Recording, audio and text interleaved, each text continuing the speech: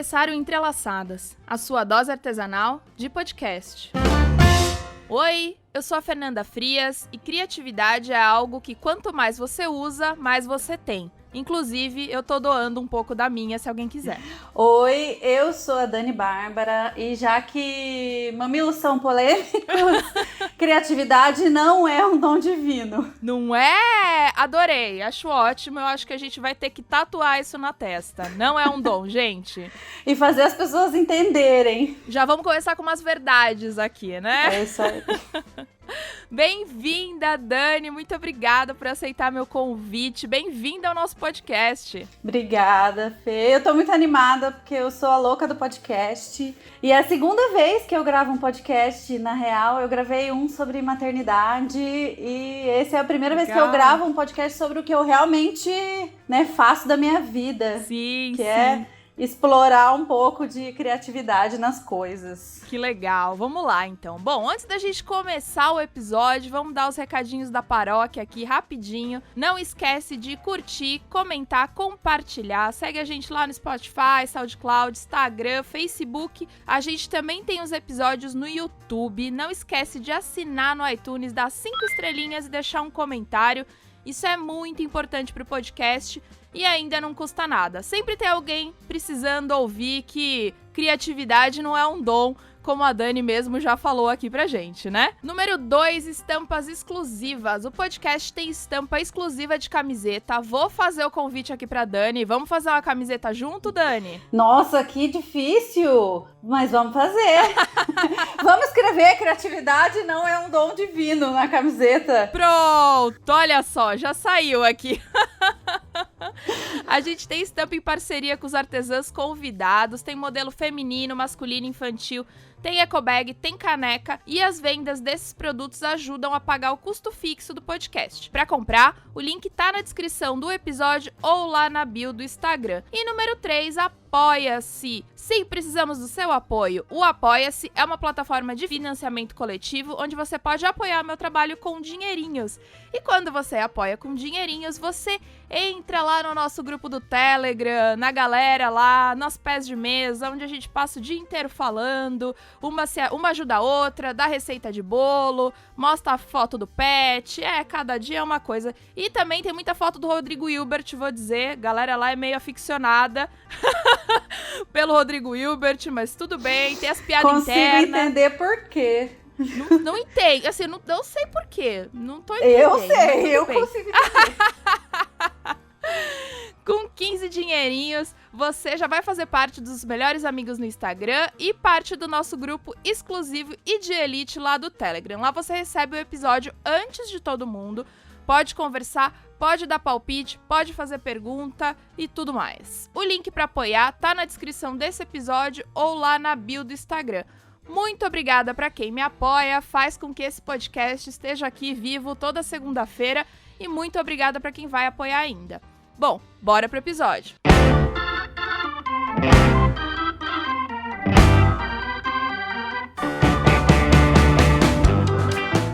Bom, antes da gente começar as perguntas aqui sobre processo criativo, sobre tudo mais que a gente vai falar, eu queria que a Dani se apresentasse aqui para quem não conhece a Dani. Quem é a Dani? Putz, eu sou uma mineira faladeira, gateira como todas. Muitas, né? Temos muitas. Tenho certeza que 90% das pessoas que estão ouvindo são gateiras. Sim. Eu acho também intrínseco, sabe? Tipo, você faz coisas com as mãos e tem um gato. É o pré-requisito básico. Eu sou uma pessoinha aí que sempre adorei me comunicar com as pessoas. E lá em 2011 eu abri uma loja virtual com produtos de encadernação artesanal, até rimou, e chamada Lilu Studio. Desde então eu venho construindo essa narrativa e essa pessoinha que faz livros e cadernos com as mãos. E assim, sei lá, Eu não sei quem eu sou, eu tô nessa vida pra tentar descobrir em algum momento ou aprender a viver com essa incerteza, sabe? Mas aí, como é que o artesanato chegou na tua vida? O que você já fez de artesanato, além da encadernação que você faz hoje? Nossa, olha, 2 dias atrás eu tava numa videochamada com a minha sobrinha de 5 anos e ela me mostrou assim, tia Dani, olha isso aqui. Aí ela mostrou um porta-retrato de Durepox, Uau. que eu fiz quando eu tinha uns 10 anos. Caramba! Tipo assim, uma coisa bem horrorosa. Eu fiz com Durepox, pintei com tinta guache e passei cola branca por cima pra preservar. Gente, quem nunca fez isso? Quem nunca? Quem nunca? Então, assim, sei lá, eu fiz artesanato, fiz coisas com as mãos a vida inteira, assim. Fiz papel machê que eu aprendi com a Ana Maria Braga na TV. Já fiz tudo, assim, já fiz de tudo. Sempre foi meio que uma necessidade mesmo, sabe? Fazer coisas com as mãos, assim. Uhum. E aí eu comecei na encadernação, quando eu descobri que essas duas coisas podiam se unir, né? Livros, que é uma coisa que eu sempre gostei muito. Acho que foi, sei lá, em 2009, eu tentei fazer um caderno de aquarela. Porque eu fazia aquarela. Eu faço aquarela por diversão, assim, nem sou boa nem nada, mas eu faço por diversão e eu queria comprar um Moleskine na época, mas era muito caro. Muito caro. Não, isso 2009, assim. Sei. Era caro mesmo, mais de R$200 um caderninho desse tamanho. Eu lembro que eu cheguei a pedir pra uma amiga que foi viajar pra fora pra ela trazer pra mim um Moleskine uma época pra eu dar de presente pro Fagner, que hoje é meu marido, na época era meu namorado, que eu queria dar pra ele. E eu lembro que assim, aqui era uma fortuna e lá fora era um pouquinho mais barato e ela trouxe pra mim, assim, eu falei, nossa, eu tenho um Moleskine, sabe? Era um negócio assim, tipo, uau. Né, tipo isso. E aí eu fui procurar pra comprar um Moleskine, né? Porque eu morava em São Paulo, aí só tinha uma loja que vendia lá no Shopping Guatemi, um negócio assim. É isso aí. E eu não tinha dinheiro.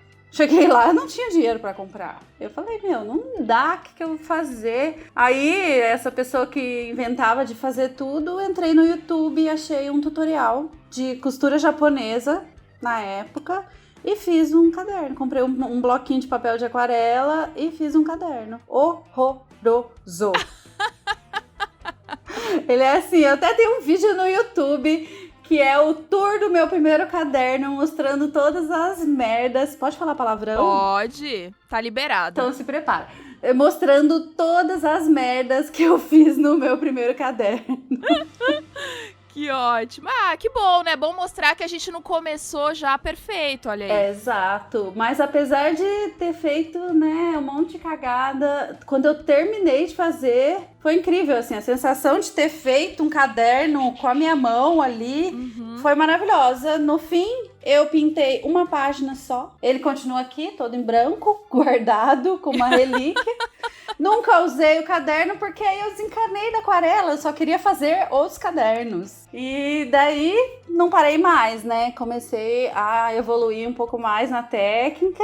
E na época eu trabalhava como produtora de moda lá em São Paulo. Eu venho de uma formação, eu fiz faculdade de moda, né? De design de moda. Que legal. E na época eu trabalhava como produtora, tipo, tá ligado no rolê do Diabo Veste Prada, aquele filme? Aquele lance mesmo. Sei. Eu trabalhava em revista grande, com super produções, coisa grande assim, e era louca que carregava a sacola da galera. E eu me apaixonei pela encadernação de uma maneira assim, absurda. Sempre fui louca da papelaria, mas descobri que eu podia fazer aquilo me deixou maluca. E aí quando a gente decidiu largar a vida lá em São Paulo, porque tava muito cansativo, muito estressante, e voltar aqui pra Londrina, eu fiz a faculdade aqui em Londrina e a família do meu marido é daqui. Então a gente decidiu abandonar a vida lá em São Paulo e voltar pra cá. Eu falei, não quero mais trabalhar com moda, não. Quero fazer caderno. E aí foi. E aí comecei devagar, aos pouquinhos, como Sim. todo mundo. E foi indo. Em 2015 eu dei meu primeiro curso online de encadernação, que trouxe uma comunidade inteira, né, em volta.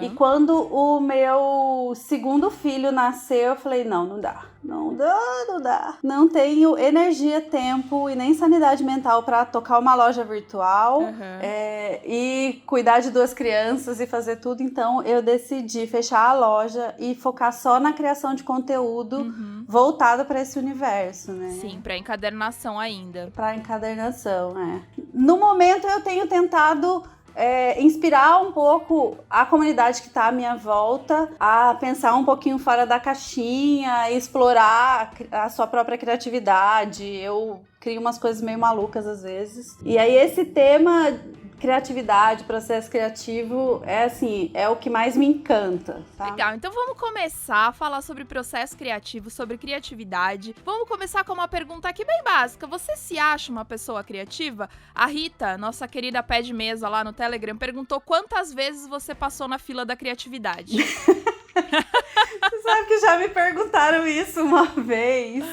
E eu vou falar que eu acho que eu saí da fila antes de passar. As pessoas acham que eu falo isso por humildade, porque não quero, sei lá, parecer qualquer coisa. Mas na real, eu não era considerada a criativa, por exemplo, lá em casa. A minha irmã sempre foi a que tinha os dons, a que não sei o quê. E eu meio que ficava ali, eu sou a esforçada, sabe? Entendi. Mas você se acha hoje uma pessoa criativa? Você olha pra você e fala, sou uma pessoa criativa? Ou você tem esses momentos de dúvida ainda? Eu acho que, como todo mundo, tem hora que rola uma síndrome de impostora, assim, sabe? De falar, sempre.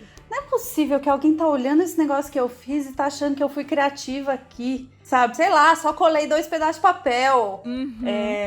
Mas rola, assim. Eu acho que hoje, né, com a maturidade e tudo mais, eu consigo perceber que eu tenho uma certa facilidade em romper os paradigmas de como as coisas devem ser feitas. Eu tô fazendo aspas aqui no ar, porque eu não acredito que existe isso de como as coisas devem ser feitas. Sim. E como essa pessoa que tem facilidade em romper esses paradigmas, eu me considero criativa, porque eu acho que meio que é isso que pra mim é meio uma definição de criatividade, sabe? Você ser capaz de ver um caminho e saber que não necessariamente você tem que trilhar ele exatamente do jeito que você tá enxergando, que às vezes se você se desviar um pouquinho, você vai encontrar um caminho mais florido, por exemplo, fazendo uma analogia, assim. Inclusive, já é uma pergunta aqui que fizeram sobre essa coisa de duvidar da criatividade. Eu acho que todo mundo já duvidou de qualquer coisa da gente, né? Eu acho que a gente, até como mulher,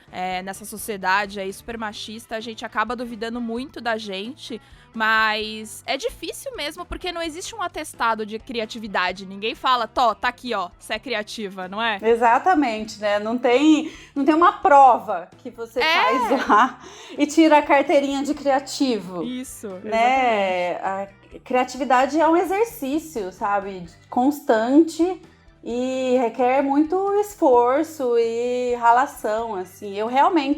Eu comecei a conversa com você falando que criatividade não é um dom divino, porque se tem uma coisa que me deixa maluca, que é o comentário assim, que me deixa mais irritada de todos os comentários que eu recebo, é que, nossa, você tem um dom que Deus te deu, sabe? Independente da religiosidade envolvida ou não. Sim. Porque não é um dom, não é uma coisa assim que chegou, eu cheguei num ponto em que eu consigo criar coisas diferentes porque um dia eu acordei e eu tinha isso, uma inspiração na minha cabeça. Não, é trabalho diário e muito estudo e um pouco dessa facilidade em não se prender às regras de como deve ser as coisas, sabe? Então, e já super duvidei, né? Diferente dos hétero topzera que tem por aí, que... Sim. Que se acha, né? não sabe fazer nada e se candidata para a melhor vaga de trabalho do universo. Nós, como mulheres, a gente tem que se provar o tempo todo. Sim. E a gente tá sempre achando que a gente não é boa o suficiente, né? Isso, independente da posição ou de onde você chega na sua carreira, eu acho que esse sentimento, ele não vai embora nunca, assim. É triste isso, né? Muito triste a gente pensar que esse sentimento vai perdurar. Mas sabe uma coisa que você falou ali no começo, quando você falou, nossa, eu colei só 2 folhas e as pessoas olharam e falaram, nossa, mas será que estão achando isso criativo? Será que também, depois de tanto tempo a gente já exercitando essa criatividade, pra gente acaba ficando um negócio realmente mais natural? A gente realmente olha pra aquilo e fala, será que eu tô sendo criativa? Só tô juntando 2 folhas, e a gente às vezes não para pra pensar como esse juntar 2 folhas vem de um processo longo já, de algo que já vem de muito tempo, de estudo. Parece natural, parece que foi só juntar 2 folhas, mas na verdade não foi bem isso. Né? Não, exatamente. Imagina, eu comecei com a encadernação em 2009 e a gente tá em 2020, eu acho. Eu acho também, eu acho que a sim. gente tá no ano da marmota, né? Naquele dia da marmota. Exato.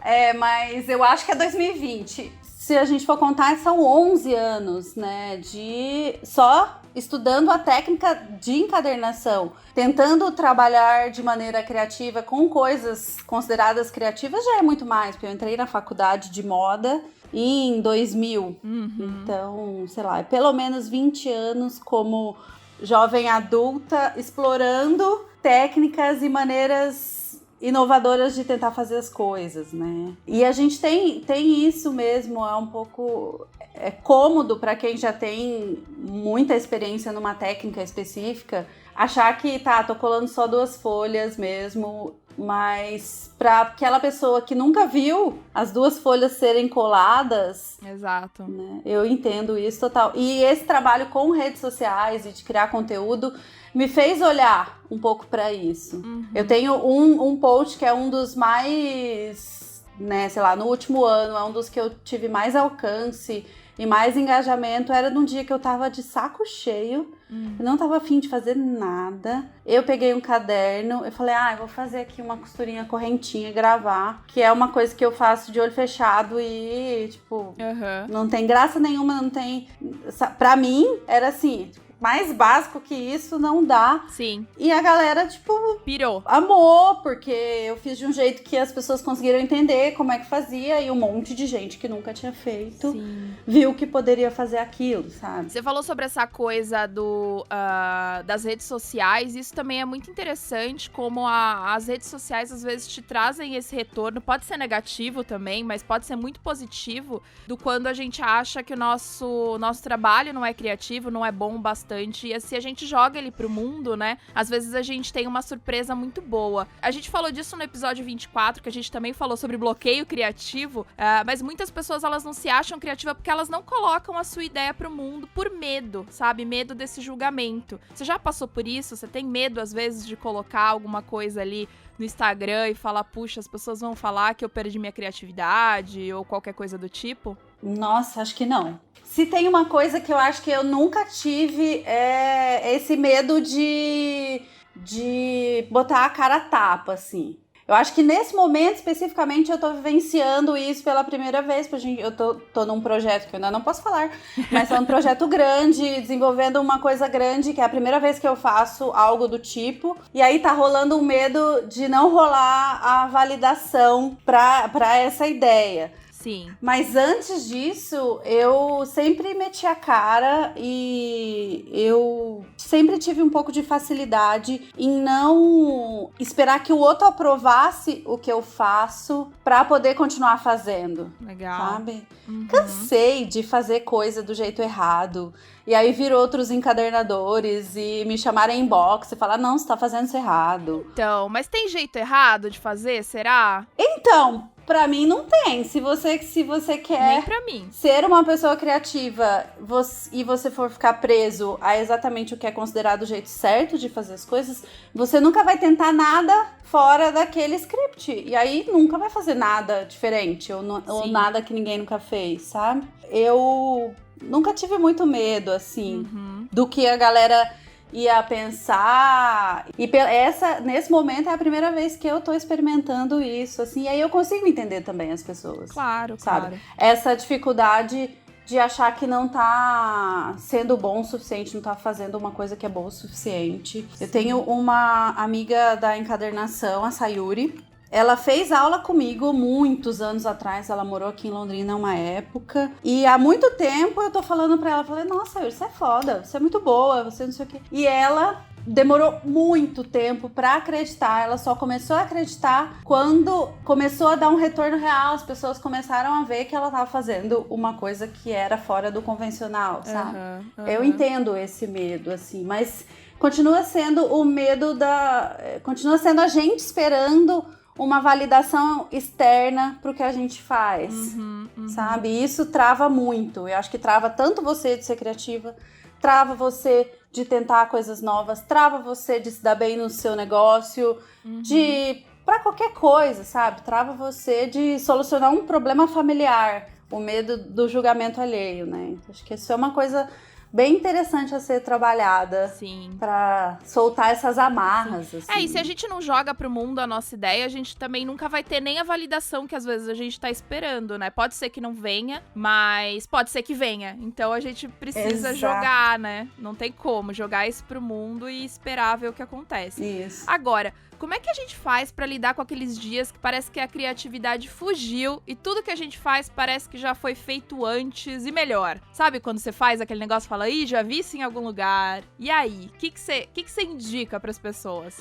Nossa, essa pergunta é difícil, assim, porque eu acho que isso é muito pessoal. Primeiro, Sim. A gente tem que tentar tirar um pouco esse peso de cima, sabe? E às vezes o dia que eu tô bem travada, ou eu faço uma coisa que tá muito na minha zona de conforto. Ótima dica. Sabe, o dia que você tá muito travada, não adianta você tentar inventar a roda. Até porque a roda já foi inventada, né?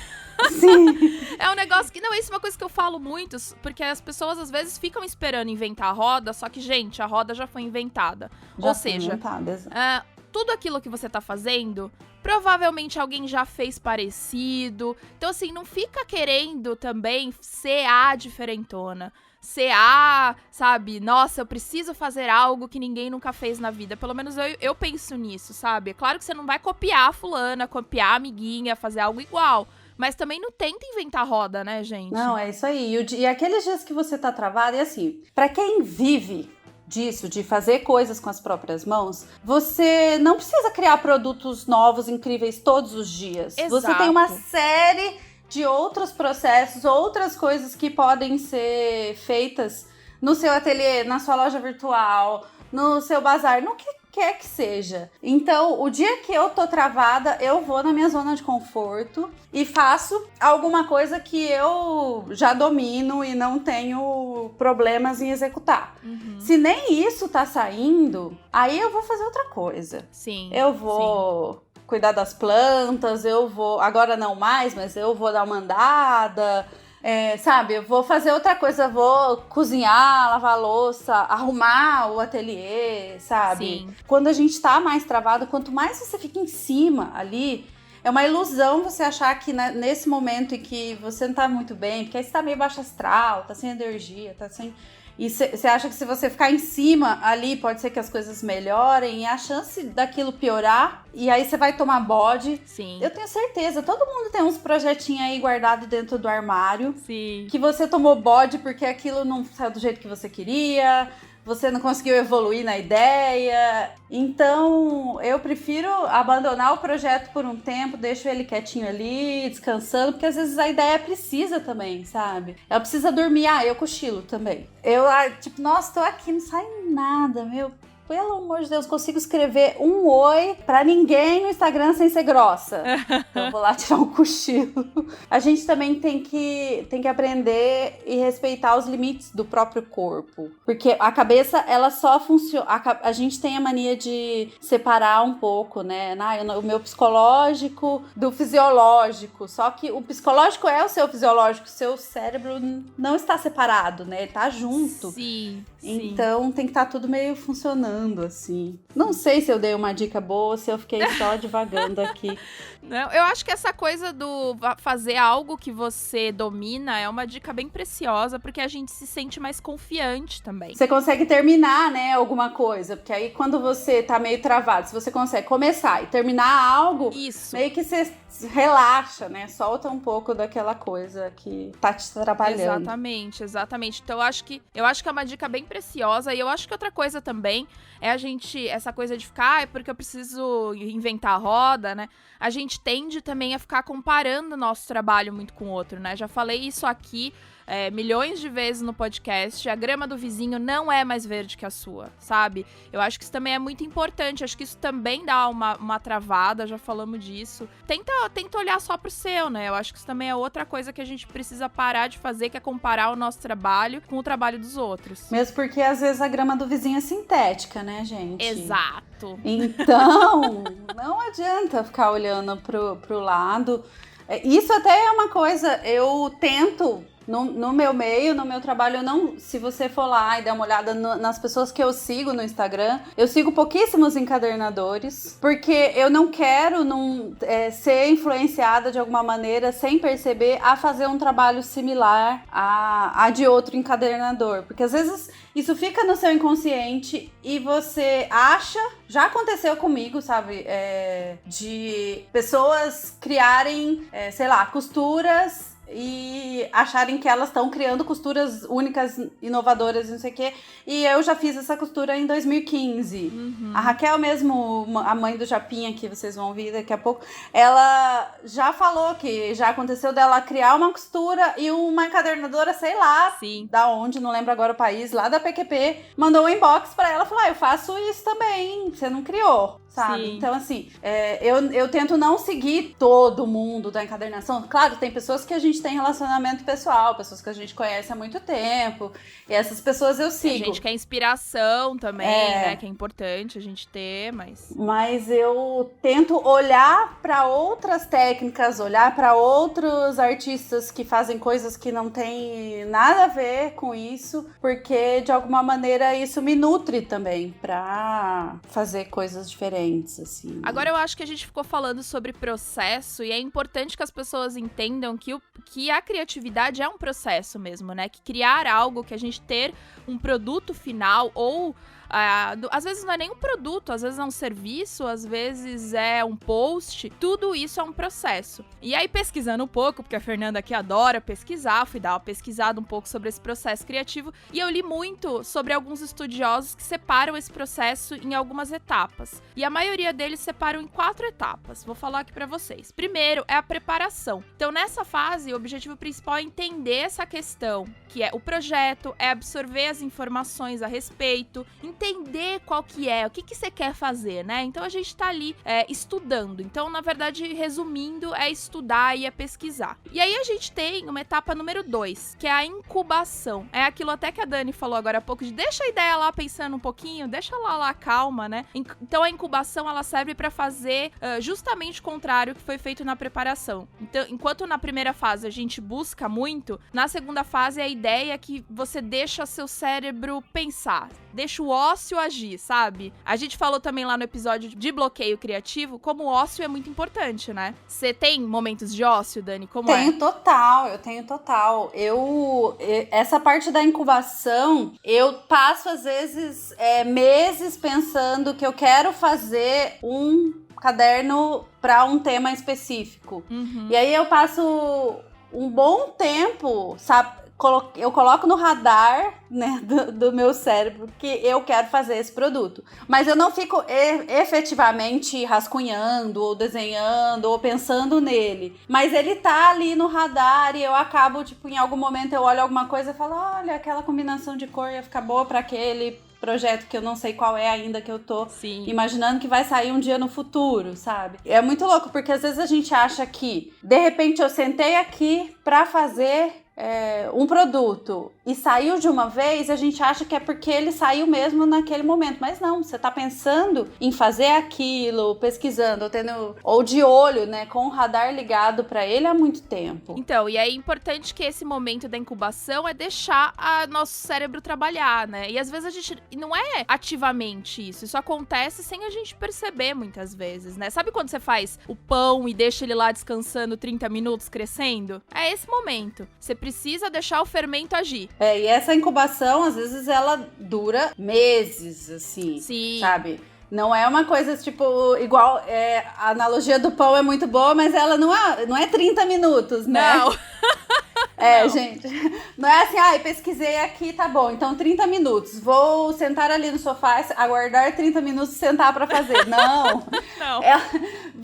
O fermento demora mais pra processar, né, nos seus neurônios. Sim. Então... Eu acho que tem dos dois jeitos, né? Às vezes vai rápido mesmo, porque se é alguma coisa que você já às vezes tá pensando há muito tempo, ou já tá ali pesquisando há muito tempo, você faz isso já há muito tempo, as pessoas até olham e falam, nossa, Fernanda, como é que você teve essa ideia tão rápido? Bom, gente, são 34 anos pensando nisso, porque desde que eu nasci, eu acho que eu penso em qualquer coisa criativa. E aí, as pessoas falam, nossa, mas... Já? Não, faz anos aí que o negócio tá crescendo, né? Mas eu já parei pra pensar naquilo agora, mas é um processo. Por isso que é importante a gente entender que é um processo. E isso pode demorar dias, meses, até 1 hora. Às vezes, realmente, pode ser os 30 minutos, mas não pense que é assim sempre. E né? esse momento, que até eu tô aqui acompanhando a pauta, né? Que é o próximo que você vai falar, da iluminação, que é quando você realmente canaliza as ideias pelas suas mãos e produz alguma coisa. É muito comum as pessoas que estão de fora e não veem o seu dia a dia. E assim, gente, estão lá, né? Eu tô lá no Instagram postando quase que diariamente coisas sobre encadernação e as pessoas acham que eu tô, tipo, jorrando produtos pelas mãos Sim. todos os dias. E não é necessariamente assim, né? Tá tudo... Esse momento de sentar e produzir, ele é o final, né, de todo o rolê, mas ele tem uma coisa atrás que... Grande, sim, um processo grande, realmente. E aí essa terceira fase, que é a iluminação, vou ser bem sincera, não gosto desse nome. Porque parece que veio lá do céu uma luz, desceu sobre mim e de repente eu tive uma ideia. E não é assim que funciona, já estamos falando, mas é o momento que você tem a ideia, é o momento que acende aquela lampadinha lá no desenho animado em cima da sua cabeça. E aí você fala, eureka, né? E aí, de repente, teve a sua ideia. Só que você tem que entender que antes disso teve muito e depois disso tem muito também, né? Normalmente as pessoas focam só nessa fase. É porque elas acham que essa parte vai vir sozinha sem as outras. E é isso que não existe, né? Que é realmente só lá ligar o interruptor, né? E aí a luz acende. Nossa, queria tanto interruptores em seres humanos, por exemplo, nos meus filhos, tivesse um botãozinho pra desligar. Ia ser tão mais simples. Ia ser incrível também se tivesse como ligar e desligar a criatividade. Eu vou ligar o interruptor agora, então vou fazer 15 produtos novos incríveis pra minha loja amanhã. Sim. Infelizmente, não é assim. E desligar né? também, né? Tem hora que a gente não quer pensar nisso, falar, eu quero dormir. E aí vem aquele monte de ideia. Então desligar também às vezes seria bom, né? Eu às vezes preciso desligar aqui. Eu também. Eu sou o tipo que fica fritando de madrugada, sabe? Sim, e na hora que não era pra tá fritando de ideia, né? Mas aí eu não sou o tipo que levanta e vai executar, não. A hora que eu tô na cama eu não consigo levantar. Eu fico lá fritando, mas eu continuo lá. É, né? Deixa pra depois. Depois se eu lembrar bem, se não lembrar, a gente pensa depois de novo, né?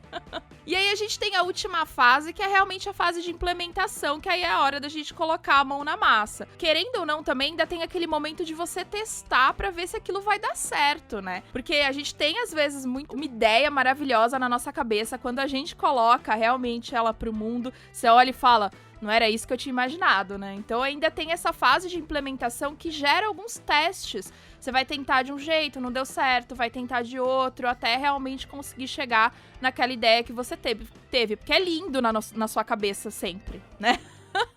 E nem sempre é a realidade. É isso aí. Aí quando você faz, é meio blé, sabe? Não era tão incrível assim como eu tava imaginando, né? Ou então você acha que é a coisa mais incrível e aí você mostra pra alguém e a pessoa fala, tá, era isso? Tá bom, parabéns.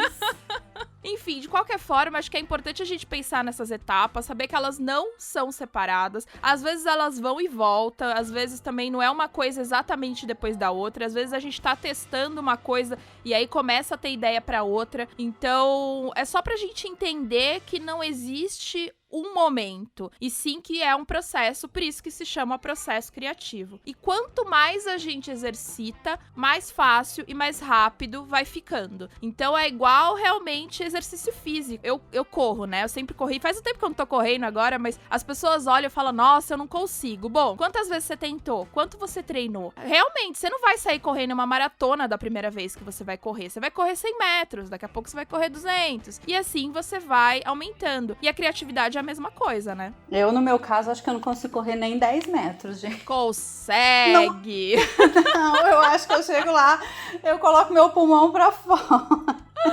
Todo mundo consegue. Vou deixar isso claro aqui, porque eu não consegui, aí consegui depois. Tá bom, eu tô levando vários tocos desses de exercício físico e atividade, porque eu tô sedentária total.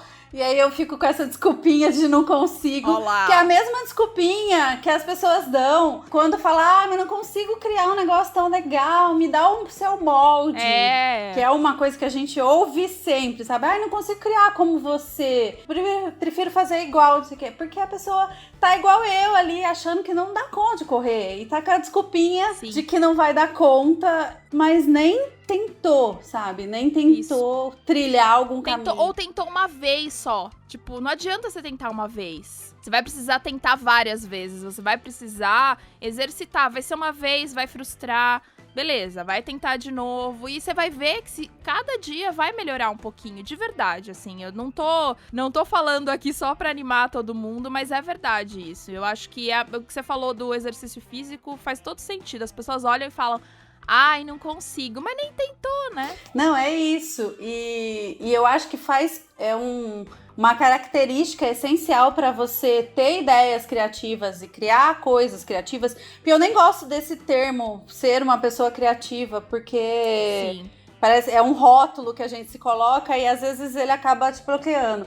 Mas para ter ideias criativas e criar coisas inovadoras e não sei o quê, você também tem que perder o medo de arriscar. Perder o medo de errar. De fazer o negócio e dar merda, sabe? Todo mundo faz, todo dia. Alguns, né, sei lá quando, porque eu não posso falar tempos aqui no podcast. Porque você que tá ouvindo isso aí em 2023, fui tentar fazer, por exemplo, uma capa agora em agosto de 2020 e deu errado, deu merda. E eu postei e várias pessoas falaram assim, nossa, Dani, não acredito que você também erra. Eu falei, eu erro todo dia. Poxa, gente. E eu tenho umas ideias malucas aqui que dão errado e eu perco material. Sim. E eu desperdiço as coisas e eu corto o dedo e faço, sabe? Quem nunca? Quem nunca? E não ter medo dessa falha ajuda você a ter a coragem necessária para fazer algo diferente, né? Você vê esse processo todo, assim, no seu dia a dia, né? Nesse seu processo criativo, você consegue enxergar essas etapas disso tudo? Super, assim, a gente tem que, lembrando lá no começo do podcast, eu falei, eu sou formada em design de moda. Na indústria da moda, você tem que, na época que eu fazia faculdade, você criava 2 coleções por ano. Agora são 18. Exato. Você tem que criar coleções o tempo todo. Então, na faculdade de moda, uma das coisas que você aprende, pelo menos na metodologia que eu aprendi aqui na UEL, que é onde eu estudei, você aprende técnicas para conseguir explorar e conseguir criar coisas sem ficar esperando esse momento de iluminação que a gente não sabe quando vai vir. Então, como eu venho desse background de desenvolvimento de produto real, de moda, de fazer ficha técnica, de, sabe, fazer pesquisa e saber as limitações e como executar e tudo mais, eu consegui de uma certa maneira transferir isso até com uma certa fluidez e tranquilidade pro meu trabalho como encadernadora, sabe? Então na época que eu tinha loja, eu fazia pequenas coleções, então eu definia o tema, definia a cartela de cores, definia os materiais, e eu percebo até nesse momento, criando conteúdo para as redes sociais, falar, hoje eu quero fazer alguma coisa de viagem, então eu faço uma seleçãozinha aqui do que eu tenho que me remete à viagem, coloco tudo na mesa, dou uma olhada e penso, aí começo a fazer, sabe, uma seleção das coisas, vou separando e tal. E eu acabo estudando, eu estudo muito isso, faz parte da minha formação. Sou nerd, estudo mesmo as coisas e não só coisas relacionadas à encadernação, qualquer assunto me interessa, né? Eu sou curiosa por natureza, né? De querer aprender. E me perguntam às vezes, quais são os países do mundo que você quer conhecer? Eu quero todos. Sim. Todos. Quantas vezes eu puder, né? Por favor. Você quer entender como é que funciona a molécula X? Eu falo, olha, não sei se eu vou conseguir, mas eu posso tentar, me interessa saber, sabe? Então, eu tô sempre curiosa, interessada em tudo. Voltando, né, ao processo. Então eu dou uma olhada, eu vejo as coisas que eu tenho aqui, eu começo a fazer essa seleção e tem o conselho, eu vou fazer uma tradução tosca aqui, mas o Conselho de Design britânico, eles criaram até um conceito para design, né, de design thinking, que é o Double Diamond. Sim. Que é você expande e restringe, expande e restringe. Sim. Tudo. Então, sei lá. E na verdade, você que tá aí ouvindo, provavelmente você já faz isso sem pensar. Sim.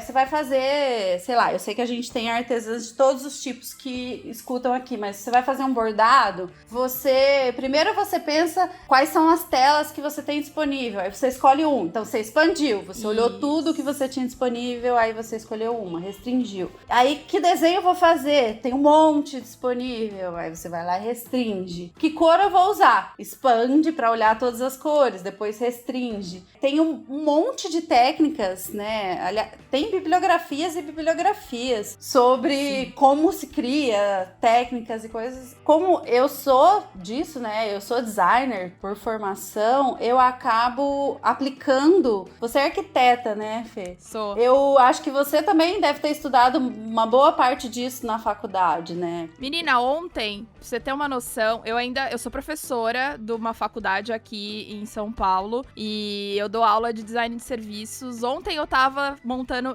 dei uma aula ontem sobre Double Diamond, inclusive. E aí eu até peguei uma frase que eu falei na aula ontem, eu achei interessante da gente falar isso aqui, que é uma frase do Albert Einstein, que ele fala o seguinte: se eu tivesse uma hora pra resolver um problema e minha vida dependesse dessa solução, eu passaria 55 minutos definindo a pergunta certa a se fazer. E aí eu acho isso muito interessante, que às vezes a gente foca na solução e esquece de entender o que a gente precisa, né? Qual é o problema? E aí no nosso caso, quando eu tava falando lá na aula, a gente tava falando sobre serviço, faz um pouco mais de sentido lá, mas eu acho que dá pra gente traduzir pra cá, que é, o que eu quero produzir, né? É um produto?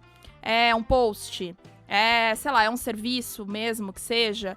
E eu preciso entender primeiro, é isso que você falou, de ampliar, eu preciso olhar todas as possibilidades que eu tenho, eu preciso realmente entender antes de começar a solucionar aquilo. A gente já quer o produto pronto, a gente quer começar de trás pra frente às vezes, né? Então a gente precisa entender e tem esse processo, foi o que você falou, então eu vou fazer coleções. Tá, então eu vou escolher uma paleta de cores. Tá, então bota um passo a passo e aí depois parece que o produto meio que ele surge. Não tô falando que ele surge não, tá, gente? Porque realmente foi um processo. Mas ele vai aparecendo pra você. Ele vai ficando mais nítido, né? Como se cada etapa desse processo, a gente vai se colocando uma lentezinha na frente dos olhos e as coisas vão ficando mais nítidas. Você consegue focar melhor no que você realmente precisa. Eu no último evento presencial que eu participei, eu dei uma aula, era desenvolvimento de produtos de encadernação. E eu começava perguntando, pra quem que você tá fazendo isso? E as pessoas faziam assim. Primeiro que assim, já não é uma aula que muitas pessoas tiveram interesse, porque as pessoas têm um pouco de dificuldade de entender que ela não precisa só saber todas as técnicas, ou todos os pontos, ou todas as costuras. Porque o nosso mercado, né, de artesanato, a gente passou muitos anos... Não a gente, nós aqui, eu e a Fê, né? O mercado em si, é que essa entidade que não tem rosto. A gente passou muitos anos falando de técnica. Eu preciso saber mais técnica, eu preciso saber mais. No caso da encadernação, eu preciso saber todas as costuras expostas que tem no mundo, porque senão eu não consigo fazer um produto criativo. E a gente esqueceu de pensar no porquê que você está fazendo esse produto. Sim. Qual é o objetivo da existência desse produto? E até hoje, fazendo, né, uma retrospectiva do porquê que a minha loja, na época, lá em 2011, quando eu abri, se destacou logo de cara, que porque eu tinha esse background de design, de desenvolvimento de produto, a primeira coisa que eu fiz antes, eu sabia para quem eu ia fazer o produto. Eu sabia quem era o público-alvo da minha loja. E aí eu sabia que essas pessoas, por exemplo, elas gostavam de viajar. Então eu precisava fazer algum produto que atendesse às demandas de viagem. Como é que eu vou fazer isso num produto de encadernação, sabe? E aí, nessa aula que eu dei de desenvolvimento de produto, quando eu falei de público, e depois eu perguntei, falei assim, tá, e qual é o problema que o seu produto resolve? As pessoas dão assim... Tela azul, né? E aí várias pessoas me responderam assim, ah, não, eu fiz um caderno que, sei lá, agora eu não lembro mais, mas eu fiz um caderno que escreve para escrever as receitas. Tá. Tudo bem, isso é a função dele, mas que problema que ele resolve? Ele resolve lá uma filha que quer, tipo, eternizar as receitas incríveis da mãe dela? Ou ele resolve um chefe de cozinha que precisa que as receitas sejam viáveis e inteligíveis para os seus funcionários, né? Eu fiz um exemplo aqui que... sim. E eu acho que quando a gente pensa assim, né, e isso de o que o meu produto, né, qual o problema o meu produto resolve, sempre foi uma pergunta chave quando eu desenvolvia produtos para vender. Agora no Instagram eu faço umas loucuras lá mesmo, sem função, sem motivo, é só... Não, ela tem uma função, né? Ela tem uma função ali do post, é diferente, né? Eu acho que é outro tipo de engajamento, né?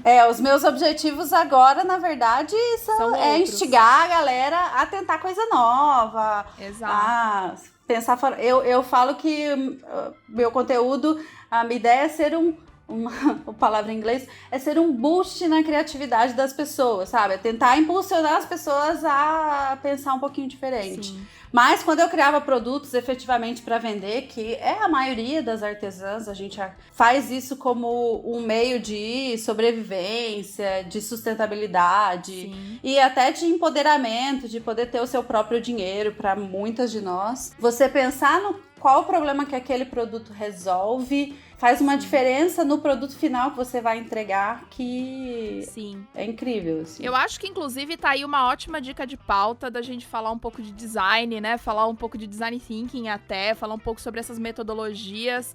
Eu tenho aulas prontas, podemos falar já. Porque Adorei. Eu acho que realmente vai ajudar muito as pessoas e eu acho que vale... Uma coisa que você falou sobre essa historinha, né, do produto, o que esse produto faz, uma coisa que a gente pode lembrar muito é essa experiência que o produto vai gerar pra pessoa. Isso também é muito legal. E quando você vai pensando em tudo isso, parece que vai ficando mais fácil criar lá no final. Não tô dizendo que a técnica não é importante, que não é importante você aprender muito bem o que você tá fazendo. Claro que é. Você precisa que seus trabalhos sejam bem acabados, você realmente precisa estudar técnica, você precisa estudar acabamento. Não tô dizendo isso.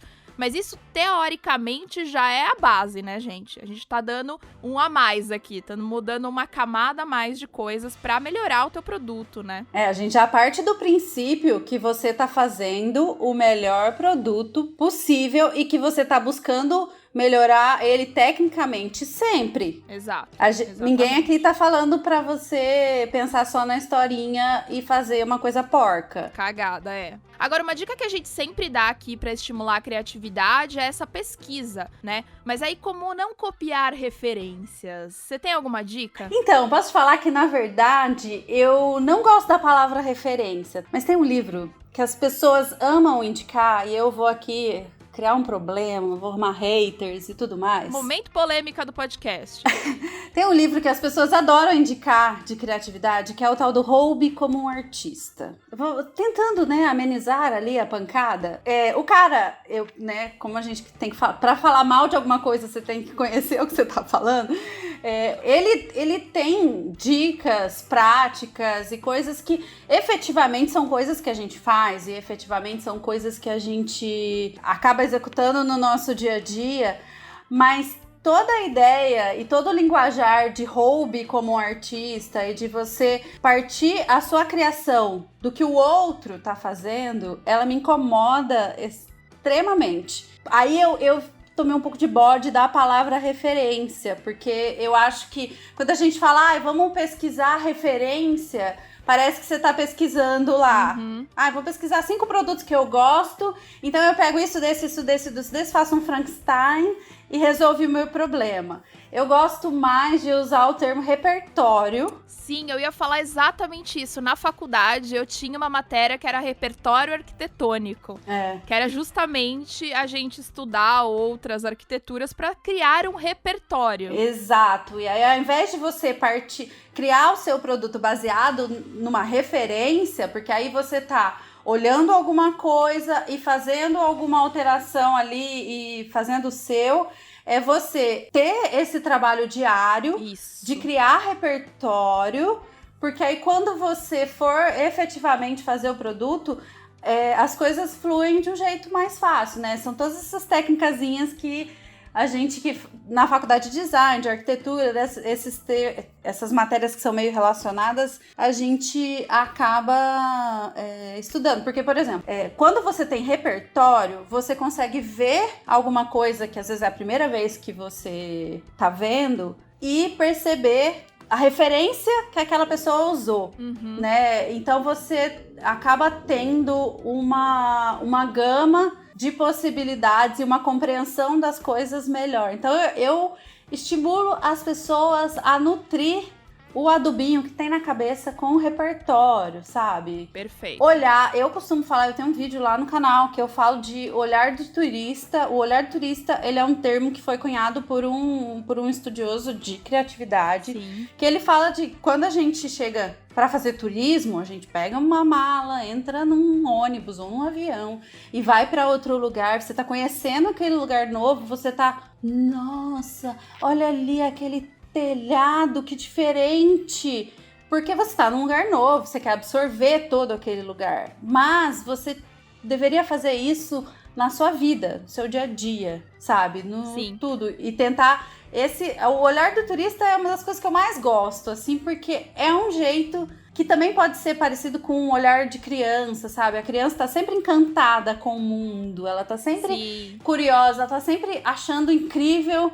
A gente tava aqui na varanda de casa outro dia, né? Eu moro num apartamento grande no centro, esses apartamentos antigos, então tem uma varandona grande. E desceu aqui, eu moro no 4º andar, desceu pela nossa varanda uma sementinha, daquelas que tem uma semente, ela tem uma pluminha em cima. E ela foi descendo devagarzinho, assim, sabe? Tipo, coisa ridícula. Uma pessoa ocupada, atarefada na vida, estressada, não sei o quê, não pararia pra olhar uma sementinha caindo devagarzinho, não sei o quê. Aí meu filho que tava do lado olhou e falou, olha mamãe, parece uma fadinha. E não sei o quê. Que lindo. Fofo, né? Momento fofura. E esse olhar de você ver uma coisa corriqueira, que é uma semente caindo, e fazer uma relação que aquilo poderia parecer uma fada, ou olhar a junção dos prédios que estão na sua frente e ver que eles fazem uma forma, ou que eles têm cores que podem usar, sabe? Eu costumo exercitar isso no meu dia a dia, e aí real mesmo, assim, sabe? Não é só uma coisa da boca para fora, e não é só uma coisa que eu falo quando eu vou conversar com as pessoas sobre isso, ou quando vou dar algum curso sobre isso. Não, é real, dia a dia, tentar olhar, sabe? Olhar com calma, com cuidado, e prestar atenção, sabe? Não só enxergar. Olhar. E aí, a gente falou bastante aí de processo e tal. E quando o trabalho não sai como a gente imaginou? Como lidar com esse sentimento de frustração e ver isso como aprendizado? Você consegue? Super. Nossa, sim. É óbvio que eu fico frustrada. É óbvio que eu fico puta. Sabe? Sim, você quer jogar pela janela o negócio muitas vezes. Às vezes joga no lixo, sabe? E tudo bem. Tudo bem, é assim mesmo. E às vezes você olha e fala assim, nossa, ficou uma bela de uma merda isso aqui. Exato. Mas eu acho que a gente tem que tentar ser mais amoroso com a gente mesmo, sabe? Se permitir um pouco mais. E falar, tudo bem, putz, ficou uma merda, errei aqui na cola, borrou, sujei, a combinação ficou tosca, ficou não sei o quê. O que eu aprendi neste momento cometendo esse erro? Foi que, preciso passar menos cola nessa bagaça aqui. Sim. Ou então que, né, verde-limão com roxo fica meio neon demais, sei lá.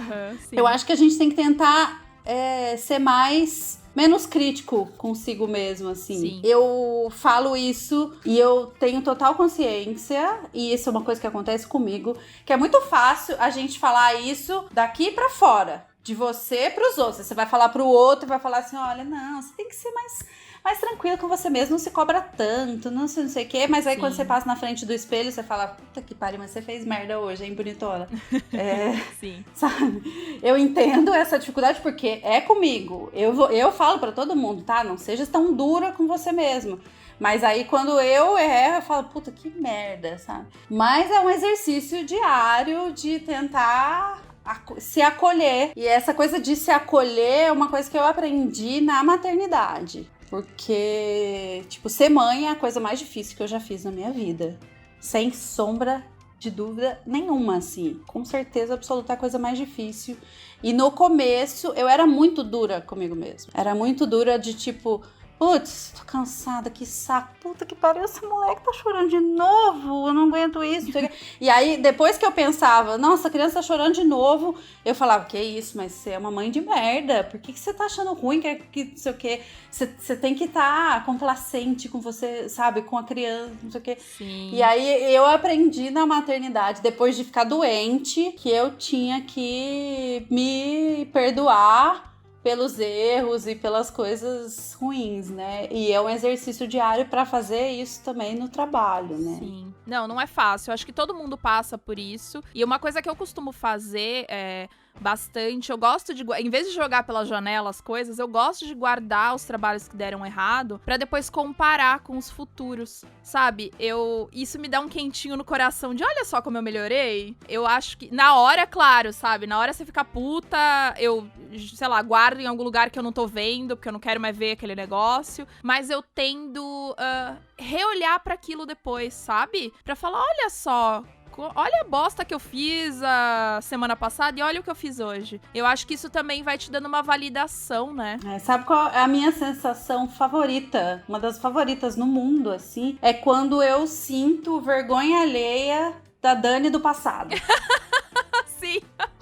Eu vou lá, eu tenho lá, deixo ele lá, guardadinho. O primeiro vídeo que eu fiz no meu canal no YouTube, em 2014, é um robô parado em frente à câmera, falando assim, oi, eu sou a Dani e esse é o primeiro vídeo do meu novo canal no YouTube. Dura, assim, travada, sem me mexer. E aí, quando eu volto lá, e é uma coisa recorrente, eu tenho a minha pasta de trabalhos da faculdade, eu olho e falo, meu, que merda é essa? Era muito ruim. E eu achava maravilhoso às vezes, né? E tudo bem.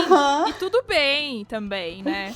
E aí, quando eu tenho essa sensação de vergonha alheia da Dani do passado, mas é uma vergonha alheia com orgulho, porque essa trajetória fez eu chegar aqui. Mas eu olho o trabalho que eu fiz e eu percebo quanto eu evoluí, o quanto hoje eu consigo entregar melhor, fazer um trabalho melhor.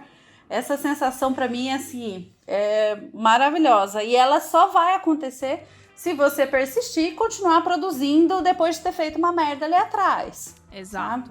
Porque se você fez, na primeira cagada que você fizer, deu ruim, abandonei, você nunca vai ter a chance de evoluir aquilo, evoluir aquela ideia, evoluir aquele processo. Exato. Ou também chegar lá na frente e falar, não, essa ideia era muito ruim, ela não serve pra nada e tá na hora de deixar ela aí. Exato, let it go, let it go. Já diria a Frozen. Já diria a Elsa, né? Muito Elsa, sábia. eu esqueço o nome. Frozen também serve, tá tudo bem. Agora, pra gente finalizar, voltando com a história de a criatividade não é um dom, é uma habilidade. Muito importante isso, hein, gente? Vou tatuar isso na testa de todo mundo. De acordo com o Fórum Econômico Mundial, na pesquisa de Global Future of Jobs, A criatividade será uma das 10 habilidades profissionais mais valorizadas por grandes corporações até 2022. Eu acho que já é, viu? E não é só na área artística, né? Então a criatividade, pouco tempo atrás, era considerada só uma competência artística. Hoje ela, na verdade, está entre as habilidades profissionais mais valorizadas em escala global. Então, isso é importante para todo mundo. Não é só porque você faz, às vezes, o seu artesanato aí só de hobby, e aí fala, tanto faz, eu vou copiar mesmo porque é só hobby. A gente tá falando de criatividade para sua vida, né? Eu acho que isso é importante para tudo, para resolver seus problemas diários. Se você trabalha, ou se você mesmo trabalha com algo mais técnico, eu sou, sei lá, contadora. Não importa. É importante que você desenvolva a criatividade. Então, fica aí a dica para todo mundo estudar um pouco, tentar pegar isso, tudo que a gente falou, organizar de alguma forma e criar o seu próprio processo, né? É isso aí. E é importante olhar para dentro para entender como é que esse processo se dá. Porque às vezes esse é o meu processo, é como eu funciono. E talvez você aí não funcione desse jeito. E tá tudo bem. Sim. É importante parar, olhar para dentro, entender como é que as coisas, né, fluem com você. E talvez documentar isso de uma maneira e repetir, porque você só vai saber que aquilo é um processo, né, é um método, uma técnica, quando você consegue replicar isso em outras coisas, porque às vezes você faz algo de um jeito, flui muito bem, você consegue criar e faz um produto, mas se você tentar repetir isso em outro produto, não vai funcionar. Então, o seu processo criativo, ele se dá quando você entende a maneira como você cria, né? Como você consegue repetir aquelas etapas e chegar em um resultado satisfatório. É importante olhar bem pra tudo que você faz, concentra, olha pra tudo, né? Como é que você chegou ali, como é que foi? Tenta repetir, não deu certo. Tudo bem, talvez não tenha sido aquilo que desencadeou, tenta de novo. E eu acho que isso é uma habilidade mesmo, é isso que a gente falou, a gente precisa treinar. E não vai ser do dia pra noite que isso vai surgir. Com certeza, tudo que você já fez até hoje é um processo já, então só continua, né? Continue a nadar. A gente só citando Disney aqui, olha só. Adoro. Let it go e continue a nadar é a minha dica pra vocês. Maravilhosa.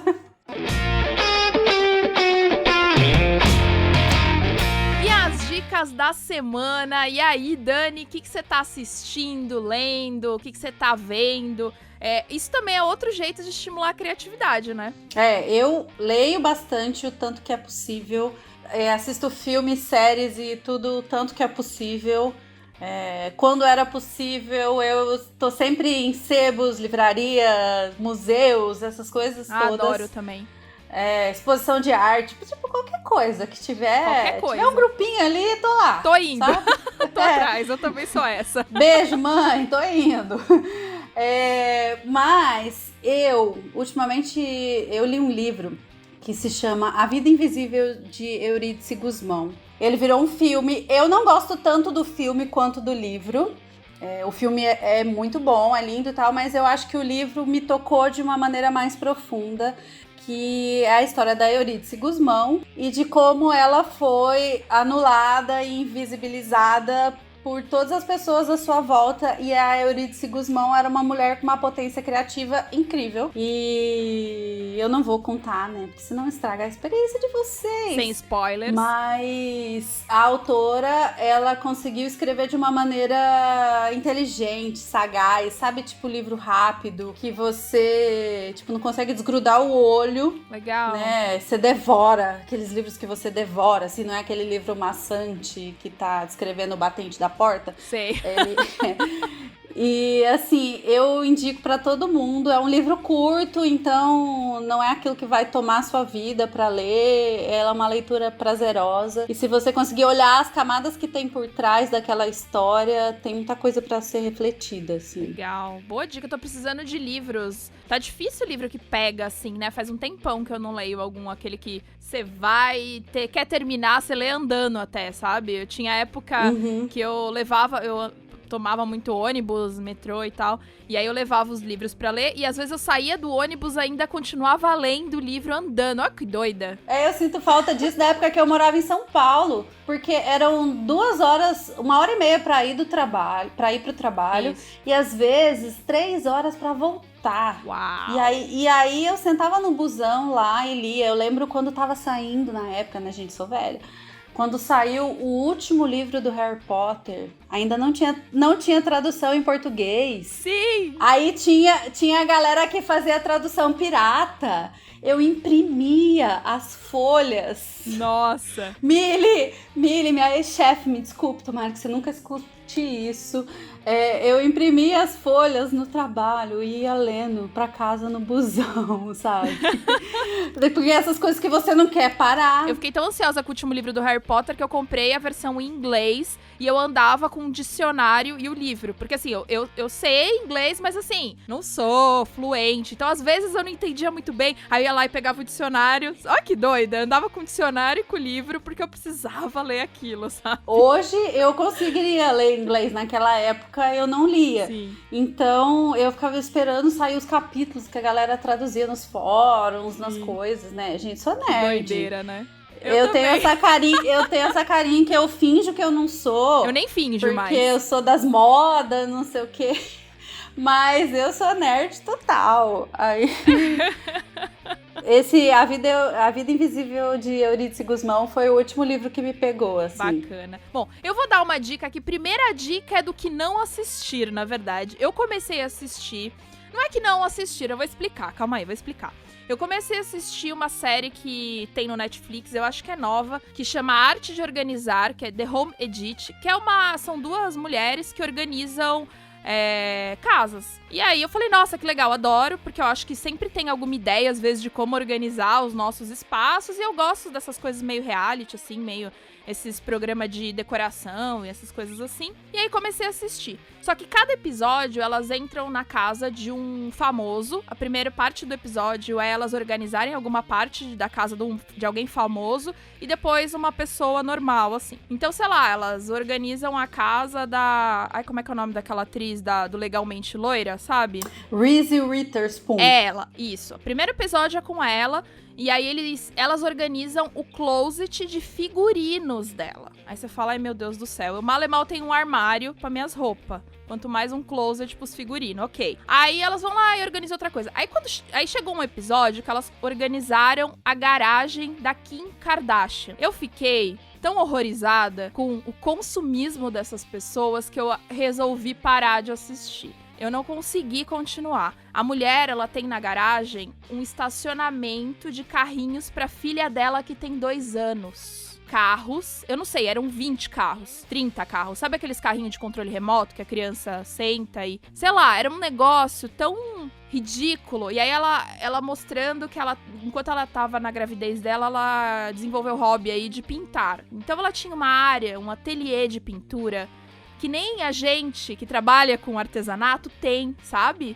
E aí foi me dando um mal-estar, essa coisa desse consumismo, essa coisa das pessoas que têm tanto, sem precisar, que eu desisti de assistir. Então, mas assim, aí me lembrou uma outra série que aí eu queria realmente indicar, que é o Movimento Tiny House, que é muito legal, que aí fala sobre ter menos. Eu assisti também. É maravilhoso. E não é que eu não tô dizendo, eu sei, eu tô num ateliê aqui hoje, eu olho a quantidade de linhas que eu tenho, eu sei que a gente é meio consumista, mas eu acho que aqueles episódios lá me deixaram tão deprê, num sentido de que, nossa, tanta gente com tanto, né, e a gente aqui sofrendo pra comprar meia dúzia de linha, mas enfim. Esse movimento Tiny House é bem interessante, que eles mostram as casas pequenas, né, Tiny Houses, casinhas pequenas, que é muito comum lá fora, né, é uma série, se eu não me engano, americana mesmo, e mostra muito sobre a organização do mínimo necessário, né, como eles colocam uma coisa aqui dentro de coisa, que vira outra coisa,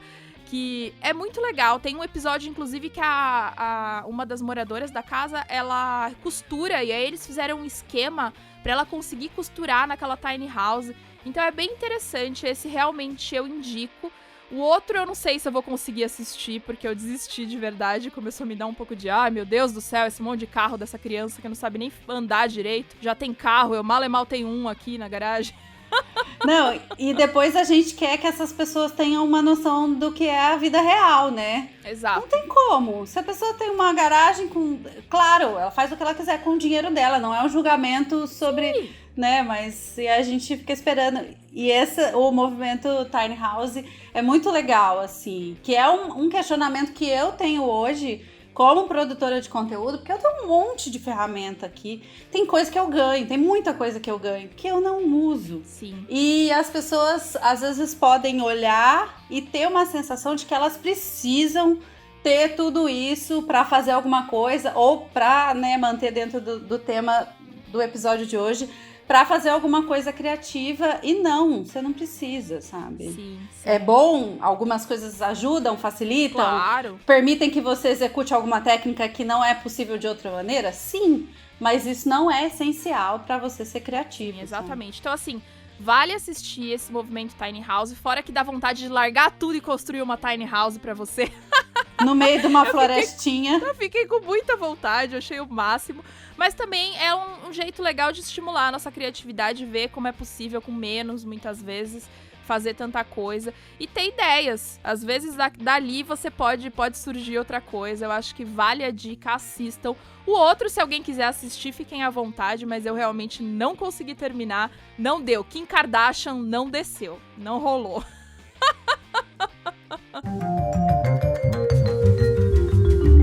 Presta atenção que a mamãe vai falar. A mãe é do Japinha, mas quem ganha conselho é a gente. Pela terceira vez, a tentativa de número 3, porque 3 is the charm. Exato. Entendeu? A gente tá tentando gravar esse quadro, que deram alguns problemas técnicos, mas ninguém precisa saber. Vocês não sabem de nada. Não. E é bom que a gente... Ninguém precisa saber, mas a gente tá contando, né? E a boa notícia é que a gente consegue revisar as bobagens que a gente falou e falar assim, não, vou fazer melhor. Que eu achei que o 2 ficou bem melhor do que o 1. Então vamos ver se o 3 fica bem melhor do que o 2. Esperamos, porque dessa vez tem que dar certo, gente. Daqui a pouco o episódio tá aí, entendeu? Tipo, a gente tá 5 minutos antes de dar domingo, então a gente vai precisar botar esse negócio pra funcionar. Praticamente. Olha só, queria saber de vocês o seguinte. Primeiro, né, dizer que é isso aí. A vida a gente não controla. A Coronga tá aí pra deixar muito claro que a gente não tem controle sobre nada. Exato. Gente, a gente mal controla o nosso esfíncter. Quando vai ficando velho, vai piorando. Nem isso a gente controla. Então, cara... Não dá pra controlar, a vida é isso, a vida é essa confusão e tem hora que você só tem que abraçar mesmo o caos e falar, tudo bem, também pode ser desta maneira e tá tudo certo. Inclusive, a vida financeira é bem isso aí, a gente não controla os gastos imprevistos que muitas vezes vem, né? Olha vai só, que estoura um tô tentando cano, puxar um gancho né? aqui, entendeu? Vai que estoura um cano, vai que quebra a geladeira, quem nunca? Gente, a minha geladeira já quebrou, assim, um dia antes do Natal, tipo, oi! Cara, tá. e aí... Geladeira, né? Né? Geladeira é um negócio Não que dá, não não dá. Fazer, né, e assim, é um calor desgracento aqui no Rio de Janeiro, imagina, um calor fervido, né? E aí a geladeira quebrou, e aí você faz o quê? Chora, porque você vai ver entrega em 14 dias úteis. Verdade. Moça, eu não posso ficar 14 dias úteis sem geladeira. Enfim, é isso, pra mostrar que a gente não controla nada, mas a nossa vida financeira a gente pode tentar. A gente dá umas dicas para melhorar, para você poder se livrar dos problemas, mas, né, é isso. Eu quero saber o seguinte, quem é que fez a lição de casa da semana passada? Você escreveu a sua planilha, você botou tudo no papel, você sabe tudo que sai da sua casa, todos os dinheiros que são gastos com coisas fixas, com coisas flutuantes, com gastos desnecessários, e a gente vai começar a olhar pra essa planilha com amorzinho, com carinho, pra gente parar de gastar dinheiro, pra gente tentar controlar um pouquinho mais o que acontece. Porque, ó, por exemplo, teve muita gente agora no Corona que, primeiro, por exemplo, gente artesã, vamos falar de artesã que é o nosso público, né? Sim. As artesãs, teve algumas artesãs que tiveram uma queda muito grande financeira, elas pararam de vender, dependendo do que elas faziam, e teve artesã que começou a vender muito. Então, existem muitos negócios que prosperaram. E assim, a gente até fica meio surpreso, como que prosperou? Porque as pessoas estão dentro de casa, as pessoas não estão consumindo o que consumiam na rua, cinema, teatro, né, coisas assim de rua, boate, bar, e elas começaram a desviar essa grana pra quem tá trabalhando de casa, quem tá lá fazendo propaganda, né, aquela amiga que tá precisando de uma força, e houve uma grande campanha sobre ajudem as pequenas empresas. Então, eu senti, o meu negócio sentiu, eu tive um crescimento de negócio, mas porque eu tava lá, porque eu não desisti, porque não é que eu não tenha ficado triste, gente. Tem dias que a gente realmente tá triste, tem dias que a gente não dá conta de tudo, tem dia que até o cheiro do marido enche o saco, né? O cheiro de qualquer coisa enche o saco, até o nosso cheiro enche o saco. Mas a gente tem que saber lidar com esses altos e baixos, e ter uma reserva financeira implica na gente conseguir lidar com esses dias ruins. Porque, por exemplo, se você consegue fazer o seu negócio ganhar mais dinheiro do que você gasta, quando você tem dias ruins, você vai poder viver os seus dias ruins. Você não vai ficar pensando no boleto que você vai ter que pagar. Exato. Quando você vive estrangulada, você não consegue dar um tempo pra sua própria cabeça se recuperar e você voltar a ser você mesmo. Porque você não pode parar de produzir.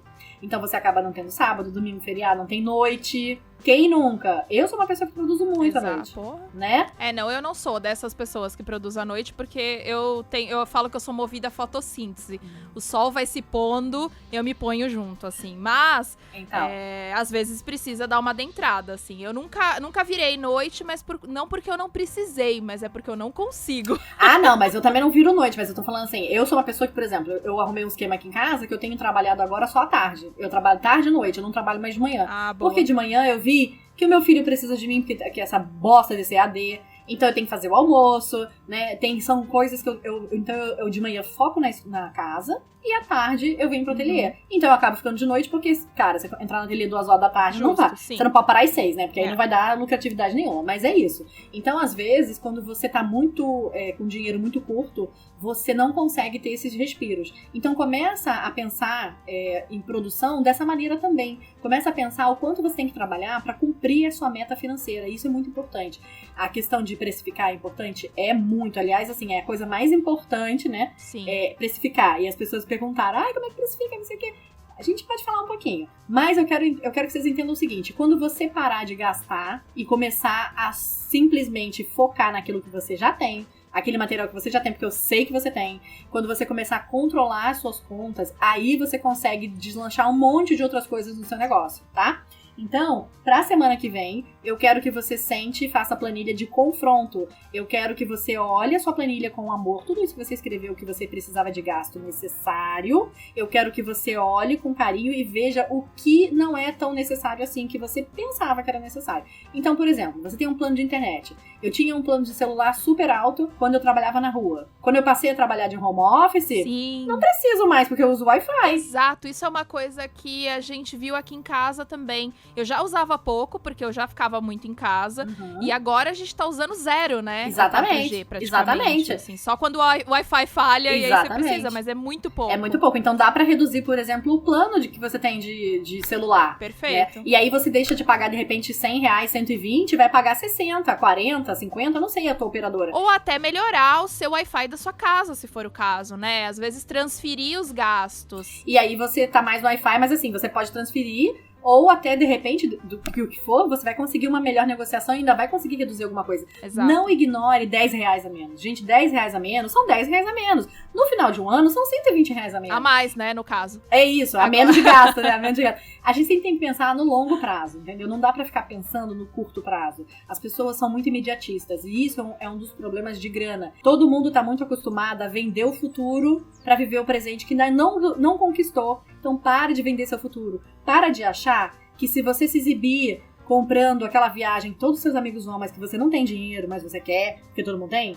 e aí você acha que você vai fazer parte do clube. Você não vai, porque você não vai ter grana pra bancar os programas que eles vão fazer lá. Você não vai ter grana pra bancar as compras e você vai continuar se sentindo pobre. E pior, pobre endividado, né? Vai voltar cheio de problema. Então, para de vender seu futuro, começa a pensar no seu presente e começa a programar o seu futuro e não mais vender o seu futuro.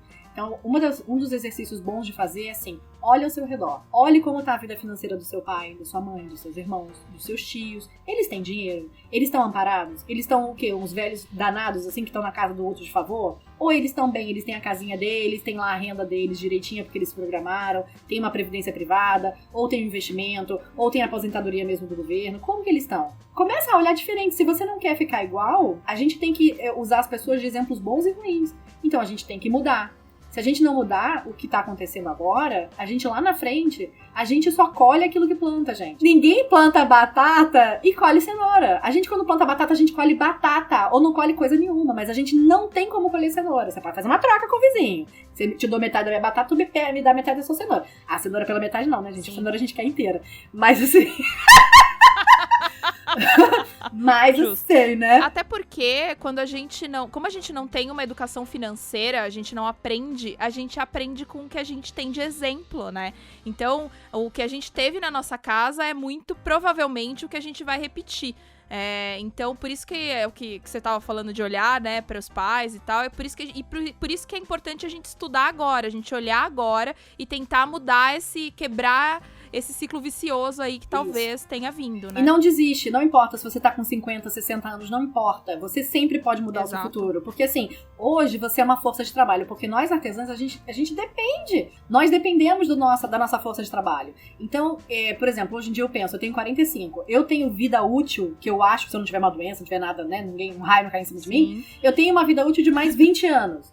Então, assim, em 20 anos eu preciso produzir a riqueza necessária para que daqui a 20 anos eu consiga diminuir o meu ritmo de trabalho e aí eu consiga viver com o mesmo tipo de conforto que eu tenho e ainda pensar nas coisas ruins que podem vir, porque a gente vai ficando mais velho, vai precisando de mais médico, talvez de mais remédio. Então, assim, coisas que a gente tem que prever. Não é deixar de viver o presente. É também pensar no futuro. Então, eu acho que vale você... Como é a terceira vez que a gente tá gravando, eu acho que vale você contar a história da pipoca. Ah, beleza. Porque a gente já falou dessa história da pipoca 3 vezes, não, 2 vezes, essa vai ser a terceira, mas vai lá. É porque, eu já não sei mais o que eu falei, que eu não falei, já não sei mais se tô repetindo, então vou repetir. O que é a história da pipoca? Quando eu comecei a trabalhar, eu trabalhava num shopping e tinha uma barraca de pipoca do lado, tá? Eu sempre trabalhei com turismo, mas eu trabalhava dentro de um shopping. E aí, o que acontecia? Todo dia eu sentia aquele cheiro de pipoca e aí ia lá, comprava o saco de pipoca. E comprava o saco de pipoca. Todo dia, dinheirinho pro saco de pipoca. Saco de pipoca na rua já é caro. Em shopping, gente, pensa em pipoca de cinema, né? R$20 o saco. Nossa, E aí, eu conversando com uma tia minha, ela veio visitar a gente, aí eu falei, tia, não sei o que. Ela perguntou do trabalho e eu falei da pipoca. Eu comentei com ela da pipoca. E ela olhou pra mim, horrorizada, e ela falou assim... Para de comprar essa pipoca, porque você está gastando dinheiro, o seu salário inteiro vai ser pagando pipoca. E aí nós fizemos a conta, ela foi me mostrar, me provar em números. E aí, a partir desse momento, eu passei a estourar o saco de pipoca em casa, levava a pipoca dentro da mochila, ficava mochibenta, mas eu gostava igual. E daí eu abria a pipoca feliz, tava lá feliz, achando que tava comendo pipoca, e parei de gastar meu dinheiro e comecei a juntar o dinheiro. E eu percebi, assim, logo que eu comecei a trabalhar, que como a gente tinha essas viagens eles chamam de treinamento, né? O agente de viagem faz viagens pagas pelos hotéis, pelas companhias aéreas, para que você conheça o destino e venda melhor esse destino, chamam fan tour. Como a gente tinha esses fan tours, assim, era uma certa frequência, na minha época era muito, que hoje em dia não tem nada, né? Hoje em dia é antes do corona mesmo, já não era tanto. Mas a gente tinha muito. E eu percebi que se eu tivesse sempre pronta para viajar, eu poderia ter mais oportunidades. Então, por exemplo... eu sempre juntava dinheiro, eu ganhava minha comissãozinha e uma parte desse dinheiro eu deixava pra quando eu tivesse que viajar, sem estar previsto.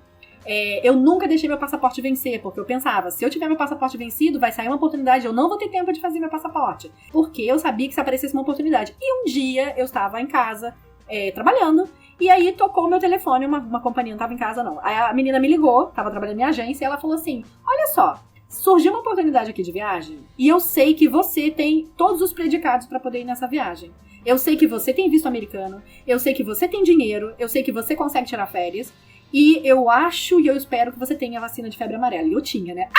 Arrasei! E aí eu fui viajar, fui pra Orlando, depois eu fui pras Bahamas, tá? Eu fui pra Nassau, porque eu sou chique num navio. Porque eu sou rica!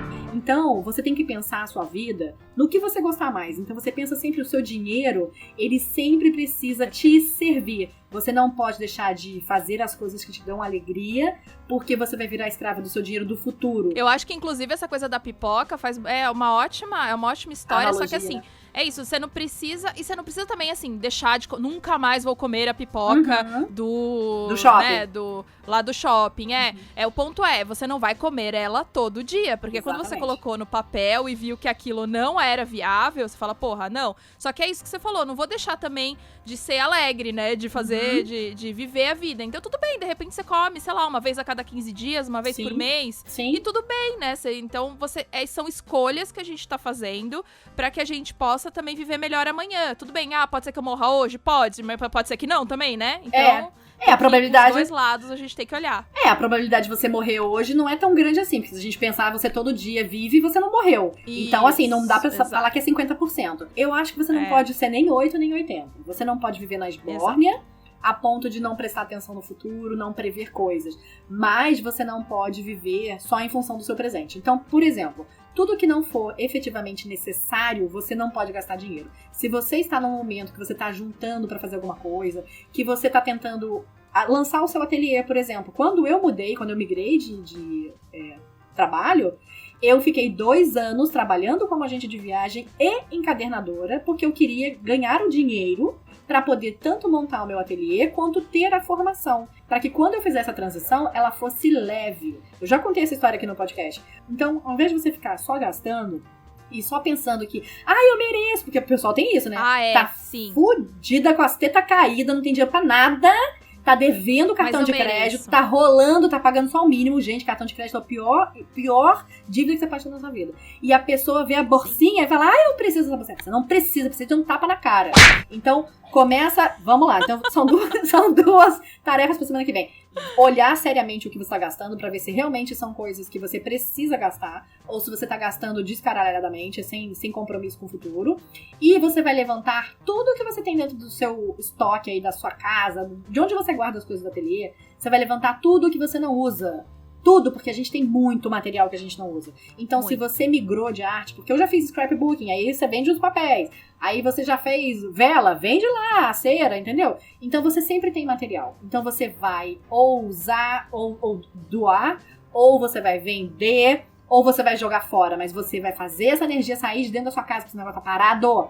E quantas pessoas vão poder usar isso pra uma coisa do bem? Então, por exemplo, essa sua amiga que fala que não tem dinheiro, compra pra mim, pelo amor de Deus, você fala, não compro. Mas, se você quiser, eu te dou um trabalho. Então, é isso que você tem que ter em mente.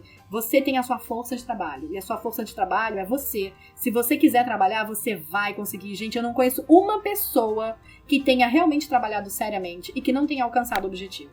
As pessoas não alcançam o objetivo porque elas não têm. Elas não sabem pra que estão juntando dinheiro, ela não sabe pra que tá trabalhando, não sabe pra nada. Aí, ela não consegue alcançar nada. Mas se você for colocar como meta, eu quero fazer o curso tal, eu quero ganhar não sei quanto, todas as metas que eu fiz pro meu ateliê, eu consegui cumprir até agora. Porque eu sempre coloco uma meta, eu quero fazer não sei o quê. E é isso que a gente tem que fazer, gente. Ganhar o dinheiro para realizar sonhos. E não realizar os sonhos depois de correr atrás de dinheiro, né, amiga? Então, é isso que eu tinha pra dizer pra vocês pela terceira vez. Ficou totalmente diferente dos outros. Totalmente. Esse é o melhor do stand-up comedy. A gente faz tudo no improviso, não tem absolutamente nada a ver. Eu devo ter pulado um monte de coisa, mas não importa. Porque o importante é que estamos aqui com todo amor, carinho. Boa. Então é isso. Beijos e até!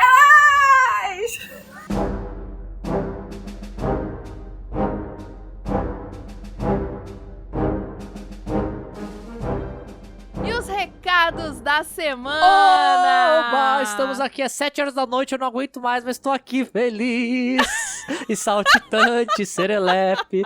Mentira! Não tá tão feliz assim. Depois de ter passado o dia inteiro fazendo tanta coisa, eu sei que você tá aqui só porque eu implorei. Senão ia ficar sem minha voz, ia ficar. Ia. Eu falei pra ele, Átila, por favor, as pessoas vão ficar muito tristes. Pelos ouvintes. Aí ele veio. Sim, aí a gente faz esse sacrifício. Não é por isso não, mas tudo bem. Porque, como vocês acabaram de ouvir, eu regravei com a Raquel e com o Átila deu o mesmo ruim com o áudio. Então a gente tá regravando essa bagaça. E não foi culpa minha, hein? Que fique bem claro que a culpa não foi minha. Não foi. Foi culpa minha mesmo, gente. Meu erro aqui. Olha aí. Deu ruim aqui no meu áudio. E a gente nem descobriu o que aconteceu de verdade, mas vamos lá. Então pode ser que dessa vez dê errado de novo. Isso, só rezando pra não acontecer de novo. Exato. Gente, se der errado, vamos ficar sem recados e é isso aí. Já tá avisado. Ai, meu Deus. Vamos lá. Vamos ler esse negócio logo aqui. Queria dizer que esse foi um dos episódios mais comentados. Esse não, né? O anterior, porque esse ainda nem saiu. Justo. Foi um dos episódios mais comentados, mas foi... É isso, né? Quando a gente fala aí da parte mais polêmica, a galera gosta. Eu vou fazer episódio só polêmico agora. Hate move o mundo, cara. Ódio move o mundo. Porque foi o episódio de direito do consumidor e muita gente ficou assustada com as informações. E aí, muitos comentários. Pois é. E aí, a gente teve vários e-mails, vários comentários. Eu selecionei alguns aqui pra gente ler. Vamos lá. Vamos. A Babi mandou um e-mail pra gente falando o seguinte. Olá, Fernanda, mãe e Átila. Olá. Fernanda. Por que as pessoas me chamam de Fernanda? Imagina que eu já ouvi essa piada 2 vezes, gente.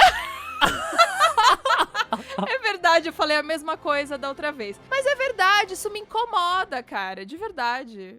Eu sei. Eu sei porque eu ouvi da primeira vez. Só que as pessoas não, deixa eu explicar. Porra, Átila, você tá estragando toda a gravação. Eu tô aqui como contraventor agora, em protesto. Entendi. Mas quando as pessoas me chamam de Fernanda, parece que elas estão brigando comigo. Uma coisa mais séria, né? No seu caso não faz diferença porque você não tem apelido, né? Então... Não, meu nome fica ridículo abreviado, então... Não tem, né? Não faz nem sentido abreviar meu nome. Mas tudo bem, Babi, eu te perdoo porque eu gosto de você. Vamos lá. Muito bem. Ela fala o seguinte, eu sou a Babi, do Miss Starry Hatch, roupas pra bonecas. Pé de mesa com tudo que tem direito. Gostaria de dizer que o podcast sobre direito do consumidor foi excelente. Mais um capítulo para o manual de como empreender dentro do artesanato. E aí eu vou fazer a mesma piada de novo e falar, qual que era? Vou publicar esse livro aí, manual de como empreender dentro do artesanato. É verdade, podia ter mesmo, mas podia ter. Eu não lembrava dessa piada, então eu tô reagindo melhor nessa. Dessa vez foi de verdade a reação. Okay. Sim, foi autêntico. Sei que o episódio pode ter causado pânico pra muita gente, mas eu me senti segura e protegida porque consegui me colocar dos dois lados. Muito bem. Já tive muita situação como consumidora que fiquei no prejuízo justamente por não saber dos meus direitos e como vendedora ter que devolver o dinheiro pro cliente sem ele ter razão, mas achar que tinha só por eu não ter dado ao artesanato o valor que ele merece. Certo. Continue com um ótimo trabalho empoderando cada vez mais os artesãos, porque aqui não tem bagunça. Abraços, com amor, Babi. Olha, não tem bagunça é da hora essa frase. Aqui não tem bagunça é foda. Olha, aqui em casa tem bastante bagunça, só queria dizer, mas tudo bem. Aqui só tem bagunça, na verdade. É, o contrário, na verdade. Acho tão bonitinho como as pessoas às vezes se despedem, né? O dela foi fofinho, ó. Abraços com amor, Babi. Olha só, realmente. E ainda tinha um coraçãozinho no fim. Um emoji de coração ainda pra dar um... Fofo demais, exato. Beijo, Babi, obrigada. Obrigado. Continuando, então, temos o comentário da Yumi Queiroz. Ela diz aqui: Bom dia, Fê! Quero dizer que você e toda a sua equipe desse podcast, que toda a equipe dela é só ela. Sim, sou eu. Que eu conheço há pouco e já amo, ela diz aqui. É o único que ela ouve também, né? Tudo bem. Isso era recorrente, essa piada no Game Bang, da pessoa falar que é o melhor podcast, que é o único que ela ouve. Mas tudo bem. É o melhor de um que eu ouço. Eu aceito do mesmo jeito. É muito maravilhoso mesmo. E esse episódio, como todos os outros, merece uma segunda parte. Olha aí. Tem muitos que merecem, né? Todos. Eu acho que todos merecem, na verdade. Aliás, a gente consegue falar por horas sobre o mesmo assunto, com certeza. Não duvide da gente. Exatamente. Depois de maratonar todos os episódios, estou ouvindo o episódio do Agulhas, Boa. Que também é muito bom. Mas você conseguiu melhorar ainda mais nessa nova fase. Parabéns mesmo! Olha só que alegria. Em caps ela escreveu aqui. Obrigada. Ela já dá a entonação que eu tenho que dar no comentário. Boa. Quando comecei a ouvir, achei que os conselhos da mãe e os recados lidos pelo Átila faziam parte do formato. E durante a maratona descobri que não. Fico feliz que isso foi implantado porque fez com que ficasse ainda melhor. Racho de rir com a interpretação do Átila, olha aí, muito obrigado. E concordo com muitos comentários lidos em episódios anteriores que ele poderia dublar animes. Meu Deus, só me falta me contratar. Eu tô mandando meu currículo Átila, já. começa a fazer currículo, vamos mandar, vai que, Vou fazer. entendeu? Isso uma hora vai chegar em alguém. Vai chegar, eles vão vomitar e falar não. E aí vai continuar tranquilo a vida. Mas enfim. A gente tava falando aqui que o Átila participou de todos os Entrelaçadas, né? Todos, verdade! Do Agulhas... Todos, desde o número 1, o Átila tá aí. Tô aí, desde o primeiro. Inclusive, o primeiro eu participo de maneira integral no cast. Exato. Tem dois episódios com você, Átila, integralmente. 3, na verdade, porque ainda tem eu falar que eu te escuto. Caramba, Átila. Sim, é verdade. Olha, eu tô aqui, tô arroz de festa já. E do Agulhas tem 2 também, que eu participo mais, participações menores. É, que você mandou áudio, né? Exato. Dos conselhos da mãe do Japinha nem se fala, só ouvir verdades. A Raquel arrasa muito. Verdade. Estou tentando me programar pra apoiar, nem que seja com 5 dinheirinhos ou comprando camisetas, qualquer coisa que ajude, mas vai rolar. Olha Boa. só que beleza, é isso que a gente quer. Agradeço pelas doses semanais de informação, diversão e sabedoria. Abração e até mais. Não, eu não falo até mais, mas é que eu não consigo. Eu fiz a piada 2 vezes, mas eu não consigo mesmo, isso é real. Mas eu acho que ela fez de propósito. Só queria dizer aqui, Átila, ela botou um abração pra você complementar, entendeu? Exato. Exatamente. Ela termina dizendo Yumi Queiroz. Muito obrigado, e eu acho que ela fez um e-mail especial para o Átila ler. Isso, foi até com entonações, assim, em caps, no lugar que eu tinha que entonar Exato. melhor, assim. Ela já te ajudou como fazer a interpretação, já é um roteiro, ela já tá te treinando pra quando você for dublador. Exatamente, já tá aí o treinamento, os exercícios que eu tenho que fazer, tá certo. Ai, obrigada, Yumi, obrigada pelo e-mail, muito obrigada. E o Átila vai mandar currículos, quem sabe um dia. Tô mandando, quem sabe um dia, né? Exato. Vou receber vários nãos, mas tudo bem. Tamo aí pra isso. Exatamente. Vamos lá, mais um comentário aqui da Tata Midori. Ela falou o seguinte: o podcast está maravilhoso. Deveria ser áudio obrigatório pra todo mundo que quer empreender no artesanato. Pé de mesa com orgulho. Tá vendo? Vai fazer parte lá daquele manual de como empreender que a gente falou que vai fazer um dia. Isso, do livro que vai lançar, o best-seller que vai lançar. Isso, já se prepara aí, gente. Se prepara. Vai vender na lojinha, junto com as camisetas. Vai vender na lojinha, junto com as... Aliás, gente, aí, compraram suas camisetas? Cadê as camisas do aerógrafo? Quero ver a galera com a camisa do aerógrafo. A sua deve estar pra chegar aí essa semana. Pedimos camisetas, deve estar pra chegar. Vamos fazer propaganda vestindo camisetas. Vai ser ótimo. Muito bem. Farei. Então é isso, gente. A gente não tem mais o que dizer, porque a gente já falou uma vez, essa é a segunda. Exatamente. E a gente não é igual a Raquel, que consegue falar 3 vezes diferente. Ela gravou 3 vezes e as 3 vezes foram diferentes. Eu só queria deixar aqui esse comentário. A gente repetiu as mesmas piadas, inclusive. As mesmas, exatamente. Só que 7 horas da noite, depois de um dia inteiro. Exato. Essa foi a diferença. Então, quer dizer que tá bem ruim essa leitura de e-mails, mas é o que temos pra hoje. Não, tá bom. Ficou legal, gente. Ficou legal. Ninguém vai nem saber. Se cortar essas partes que a gente falou, ninguém vai saber. Exatamente. Mas eu não vou cortar, né? Preguiça maior de cortar isso aí. Isso. Tem sempre isso, né? Que a gente tem que lembrar. Gente, muito obrigado pelos comentários. Olha, quero esse mesmo engajamento em todos os posts, hein, gente? Todos. Não só nos polêmicos. As redes sociais curtem e recomendam mais os perfis que que tem mais interação. Exatamente. Então, comenta lá ou manda e-mail pra gente no podcastentrelaçadas@gmail.com. Comenta no post, comenta no YouTube, curte, compartilha, todas aquelas paradas lá que eu falo pra vocês sempre, e vou continuar falando porque vocês esquecem sempre, vai entender. Exatamente. Então eu vou ficando por aqui, abração e até mais!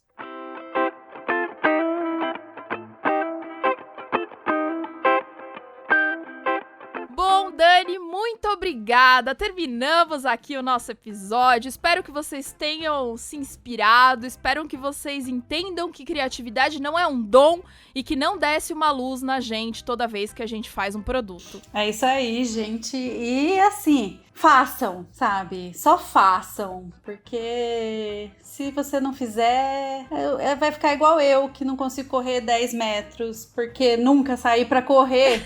Então... Fala que não consegue e nunca tentou, né? Não, nunca tentei. Nunca tentei mesmo, assim. Nunca calcei o tênis e dei uma corridinha até ali. Então, exato. Façam todo dia um pouquinho, o que for possível, porque uma hora vai. Muito obrigada aí pelo seu tempo, Dani. Adorei o papo. Acho que dá pra gente fazer mais vários episódios sobre vários assuntos aqui, né? A gente puxou vários ganchos aqui, teve que tomar cuidado pra não sair do tema. Se deixar, eu falo, igual eu diria lá em Minas, mais do que o homem da cobra. Sempre que quiser, é só me chamar, Fê, que a gente vem aqui bater mais uns papinhos aí. Falar de maluquezas, como diz meus filhos. Ah, que bonitinho. A gente assiste junto aqueles vídeos no YouTube que a galera faz, sei lá, uma casa com 2 palitinhos, tipo os MacGyvers de hoje em dia. Sim. E aí eles chamam de maluqueza. Que bonitinho. Aí eles falam, mamãe, vamos ver um vídeo de maluqueza? Dani, deixa aí seus contatos, o seu Instagram, pra quem não te conhece, conhecer. Então, meu Instagram é @lilustudio. É um daqueles erros que a gente comete quando a gente não pensa muito bem sobre as coisas. Eu coloquei um nome que é super difícil de se pronunciar, que Lilu é um nome mesmo francês. E aí se escreve Lilou, L-I-L-O-U. Então, muitas pessoas acham que é Lilou, sabe? As pessoas leem Lilou Studio, mas é um erro. Aliás, se você estiver aí aqui naquele momento de criar o nome para sua marca, não faça não faça isso. Pensa bem. Escolha um nome em português que as pessoas vão ler e saber pronunciar, porque senão você vai passar a vida inteira, como eu, corrigindo a pronúncia correta do nome. Aí meu Instagram é Lilu Studio e lá eu tento postar pequenas doses de inspiração, principalmente encadernação, journaling, papelaria e qualquer outra loucura que me der vontade, né? Legal. E eu tenho também um canal no YouTube, mas ele tá meio paradinho, também é Lilu Studio. Se você chegar lá no meu Instagram, lá eu disparo pra todos os outros lugares, menos pro TikTok, porque aí se você fala do TikTok no Instagram, eles te dão um shadow ban. Então... eu também tenho TikTok, mas aí a gente me achem por lá que... fica pra próxima, né? O TikTok a gente deixa pra próxima, então... é isso aí. Tá certo. Muito obrigada pelo seu tempo, muito obrigado pelo episódio, muito obrigado pra quem ficou com a gente até agora e beijo, até segunda. Beijo, gente.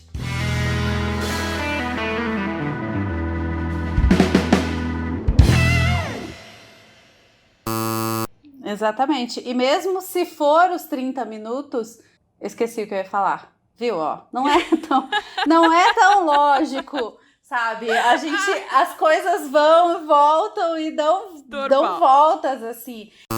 Gravando. Deixa eu ver se tá gravando mesmo dessa vez, pelo amor de Deus. Você tá travando, eu vou continuar falando. Para de falar, pô, você tá travada mesmo? Não sei o que ela falou, vou continuar falando, tá? Eu vou contar a minha história aqui, então. Oi, filha, você voltou.